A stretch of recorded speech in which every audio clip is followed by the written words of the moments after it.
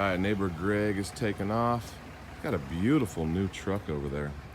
So we're working on spark plugs. I've got number 1 out, and this is a 98 if you recall. And it actually has spark plug wires instead of the coils that set, the coil packs that set right on top of the spark plug. So I got a new set of wires. I'm just gonna route them one at a time, so I think that's the easiest. I've already got this one connected, but let's take a look at this spark plug. You guys wanna see a 100,000 plus mile spark plug? Oh man. Is there any reason to believe that that's maybe why it doesn't run so great? Holy cow.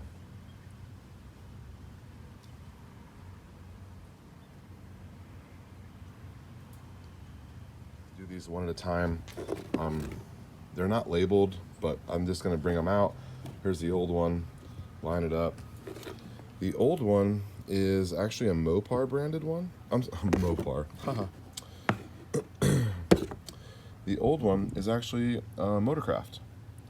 So I did have a guy do spark plugs for me some time ago. So I don't remember him using the Motorcraft ones. I know these aren't original because I remember them being all shiny and clean and new. So I guess he got original ones. We are gonna go with the Duralast from AutoZone. They have a nice warranty. There's a shop here local. Those guys are super nice. They always help me out with warranty stuff. So everything looks to be exactly the same.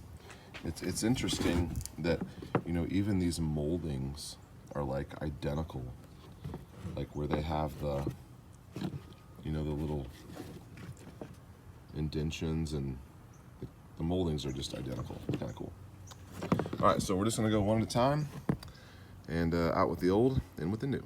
Gonna go with the Motorcraft Platinums back in. There's what a spark plug's supposed to look like. I already checked the gap on these. They are what they're supposed to be. I believe it was 50, don't quote me on that, but that's what they're supposed to be. And I checked them all, they're all correct. Little side-by-side comparison. Yummy. We're just gonna talk about this one because it's the easiest to see. The rest of them are not too bad. I'll let you know when I get there because I've never changed these before. I always had someone else do it. So there's a couple of Ford technicians on YouTube. I can leave their comments if you want to check them out. But if you're searching for this job, you're definitely going to find them. That's what I did. So they said that the torque spec is 15 for these, but they all do 20 and even 22, and a couple of them even said 25. I guess the thread engagement and the backing out, possible blown out spark plug is a concern for this engine. This is the 4.6 Triton series. So he said, go till it stops and you can feel it where it snugs up. And then he said, go an 1/8 of a turn further. So I'm just gonna go until this is about straight down, and that will be my torque spec. Hey, we're in the driveway, so settle down. Too far into this because there's, you know, lots of really great how-to videos on YouTube, but I'll tell you a couple of things that helped me. I just finished this right side, and I thought it was gonna be the harder side, but it actually proved to be quite easier. So the first thing that was a tip given to me was use an air compressor and blow out all the loose dust. I did that. I feel like it definitely helped, and it's just a little tricky to get down in there, but you can do it with an air compressor tip and get everything all cleaned out so nothing's falling down in there when you're switching plugs. The other thing is I just followed these, and I got some of these crossed up that we'll get that cleaned up, but I tried to follow these one at a time and just do them one at a time, and I did. I removed the plug, or remove the boot, remove the plug, reinstall the plug, reinstall the boot, and I just followed them exactly as they go. There's a bracket that goes right here. I did loosen this bracket so I had a little bit easier access. I also loosened this piece up here. Now, I don't know what that's called. I don't know what that's called. Looks like this is broken. See that broken right there.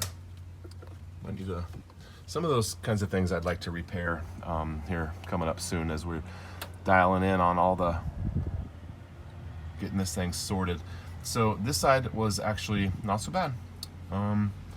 got them all in there. Oh, I did use anti-seize on the plugs, and the boots had a little shot of the dielectric grease in them, so I didn't add any. It looks sufficient for what it needed. So let's look at this other side. So as you saw, I started right here, and this is obviously the easiest one. This one wasn't too bad, and then the third one was a major pain. You can barely even see it down there. And then that last one I still haven't done yet, and it is, these heater hoses are just in the way, and there's actually a fixed, you see that right there?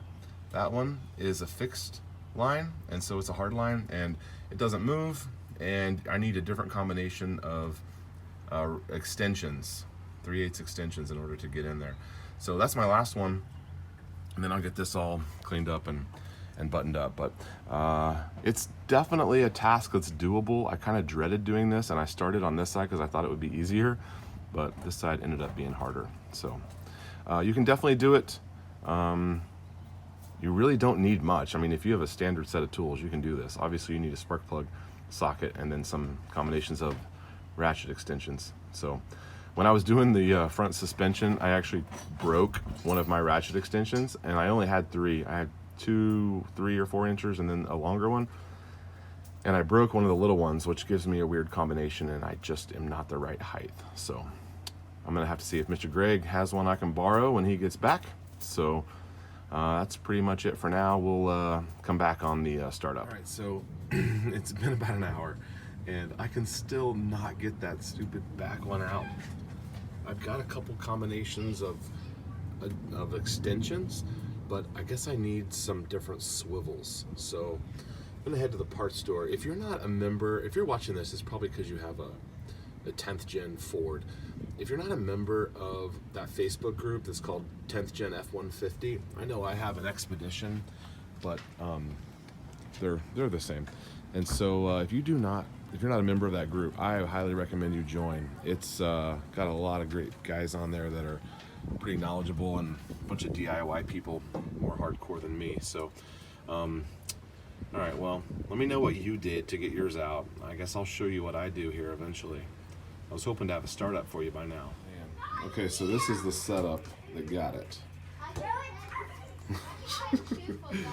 Oh my goodness. Okay, so the key here is to put this guy in the cylinder head, and mine is newish, so it clicks on really tight. And then put the swivel with the 3-inch, and then get that locked in, and then you can reach this with this long setup here, and you can do it. Oh my goodness, what a relief.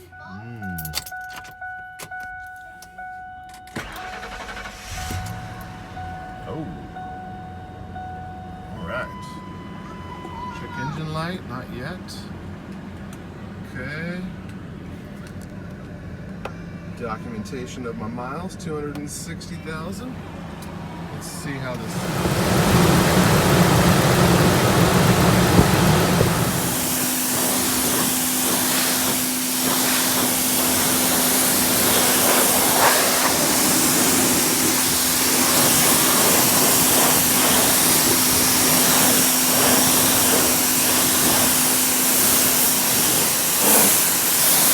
It's getting dark, but she was so dirty, and she's running, and the suspension is right, and the transmission is hopefully okay, and the spark plugs went about as well as I figured, so I had to wash it. And coming up next, is going to be some of the finishing touches, I guess, on what we're currently doing, and then we need to address the lights up top and the lights up front here, so that's coming up. I'm working on some tires and wheels. I don't mind these, I just maybe think I want to go black. I've been blacking out everything, the bumper, the mirrors, the rear bumper, so maybe working on that. So all right, well, I'm gonna end this off. I just had to wash it because it was running. The Greenworks power washer has been doing great. Got this 2000 PSI.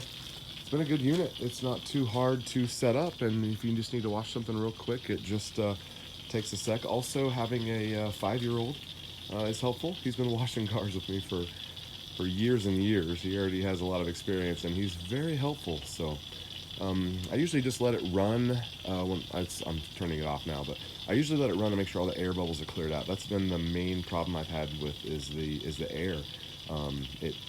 It's hard to get all the air out of the lines with this real thin line. So, but other than that, let it run for as long as you can, and then fire it up. Enjoy it. There's a video on that a couple videos ago. So, whew.